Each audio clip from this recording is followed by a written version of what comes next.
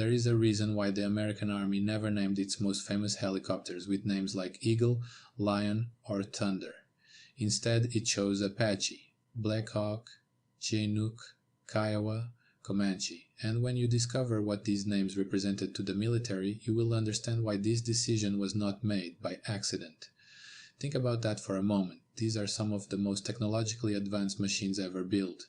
They cost tens of millions of dollars, fly through the darkest night, and deliver firepower with surgical precision. They represent everything modern warfare has become: digital, fast, and devastating. And yet the people who built them reached back hundreds of years to find the right names, not to Roman legions, not to Greek mythology, not even to celebrated American commanders.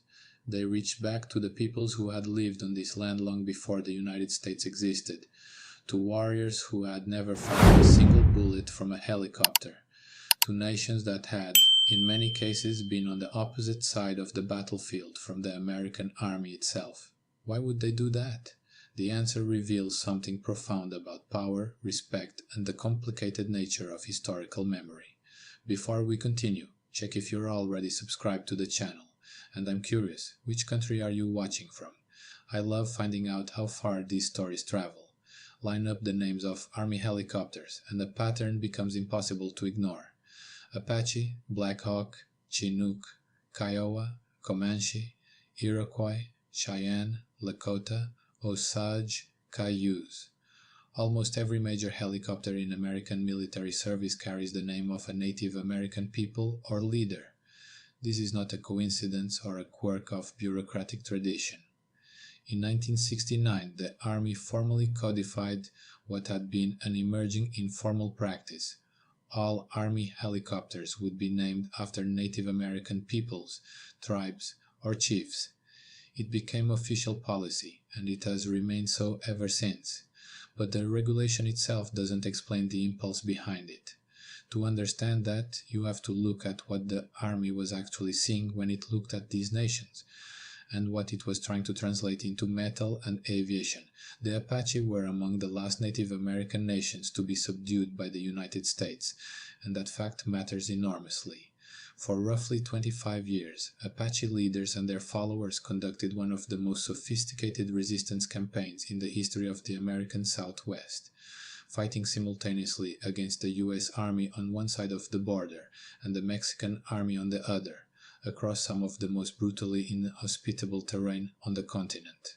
What made the Apache so extraordinarily difficult to defeat was not simply courage.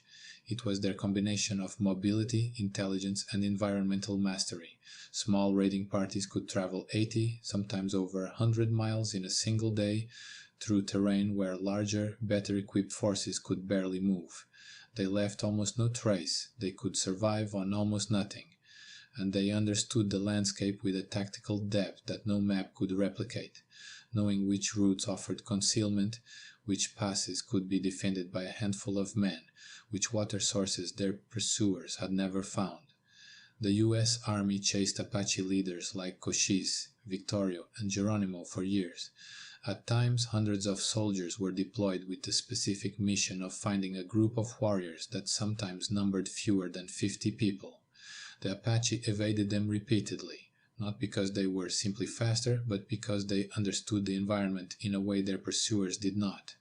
When the Army went looking for a name for its new attack helicopter in the 1970s, a machine designed to strike suddenly from unexpected directions in extreme environments, the connection wrote itself.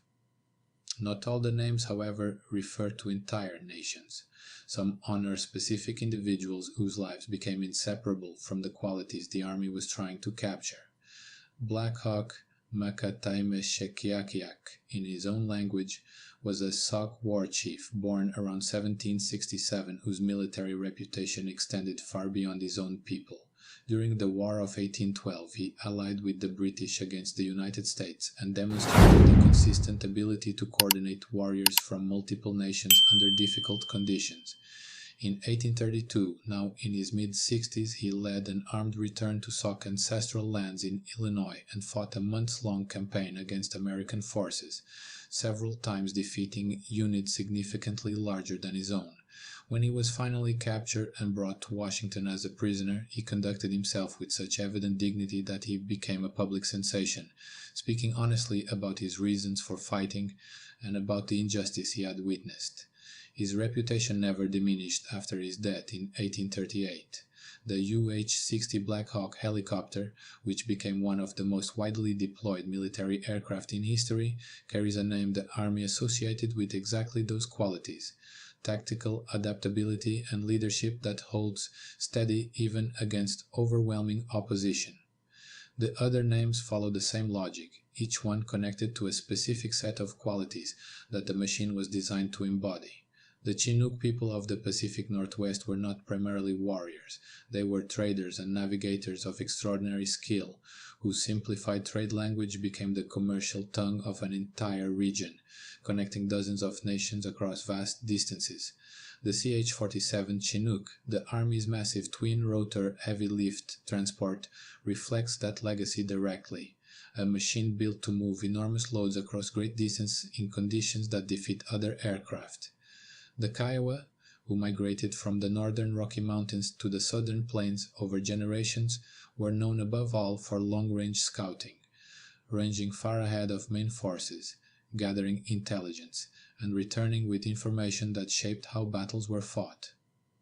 The OH-58 Kiowa helicopter was the Army's primary reconnaissance aircraft for decades, a small and fast machine whose entire purpose was exactly that: go forward, see what's there, report back. And the Comanche, who dominated the southern Great Plains so thoroughly from roughly 1700 to the 1870s that the region was simply called the Comancheria, produced mounted warriors who could shoot accurately at full gallop, cover distances in a day that left infantry far behind, and raid deep into enemy territory before pursuit could be organized. The RAH-66 Comanche was designed to be fast, low observable, and capable of striking from unexpected directions, a machine that would do from the air what Comanche warriors had done on horseback for over a century. And here is where the history becomes genuinely strange. The Apache fought the United States Army for 25 years. The Comanche resisted American expansion for decades across the southern plains.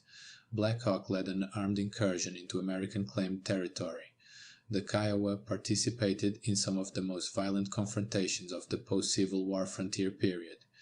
These were not allies.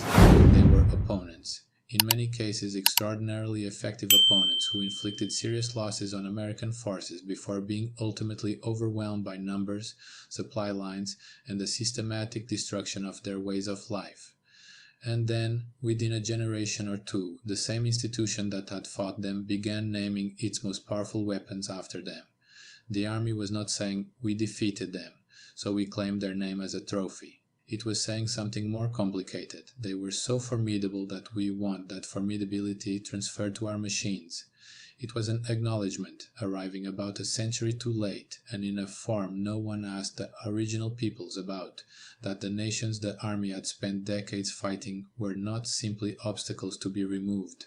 They were peoples of genuine military sophistication, whose capabilities the Army, looking back, found it could not stop admiring. When you look past the hardware and the technology, the qualities the Army was reaching for are remarkably consistent across every name on the list.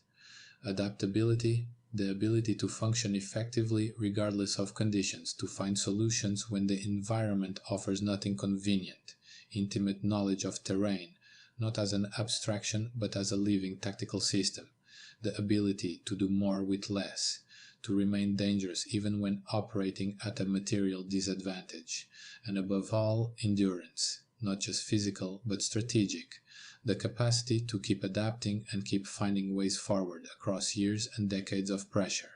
The Apache resistance lasted 25 years. Comanche dominance of the southern plains lasted a century and a half. These were not brief moments of defiance. They were sustained commitments, maintained through defeats and recoveries, with a persistence that opponents consistently underestimated until it was too late. Those are not decorative qualities, they are functional ones, exactly what military planners want in machines designed to operate in the most extreme environments imaginable. Today, These names have traveled to places their original bearers could never have imagined. Apache helicopters have flown over Afghanistan, Iraq, Somalia, and dozens of countries across 5 continents. The Black Hawk silhouette has become so globally recognizable that it appears in news broadcasts, films, and video games consumed by people who have never been near an American military base. Chinooks carry supplies to mountain outposts in the Himalayas and disaster zones in the Pacific. Names that once defined specific landscapes in North America now echo across landscapes those peoples never saw. The Army's naming convention has been the subject of ongoing conversation between the military and various native nations. Some communities have expressed a form of pride in the continuity. Others have expressed something more complicated. The sense that being honored by having your name attached to a weapon system is a strange form of respect, one that arrives without consent and without accompanying commitments to address what was taken in the process of conquest. Both responses are honest, and the tension between them is part of what makes this history worth understanding. What the naming convention ultimately records is a judgment, a military judgment about what qualities matter most when the stakes are highest. And the judgment was, the peoples who held this land, the ones who proved so extraordinarily difficult to defeat, had those qualities in abundance. Enough that, decades later, when engineers were building the most advanced military aircraft in the world, it was still their names that felt right. That judgment never came with adequate acknowledgement of what was taken from those peoples. That remains an open and unresolved chapter, but the judgment itself, embedded quietly in every aircraft that carries one of these names, says something that the official histories of the 19th century rarely admitted clearly. Every time one of these helicopters climbs into the sky, it carries that history with it, compressed into a single word, spoken in a language that was not the language of the people it names, flying over a world that was shaped in part by their own erasure. Knowing why that word was chosen makes the sound of those rotors cut a little differently through the air.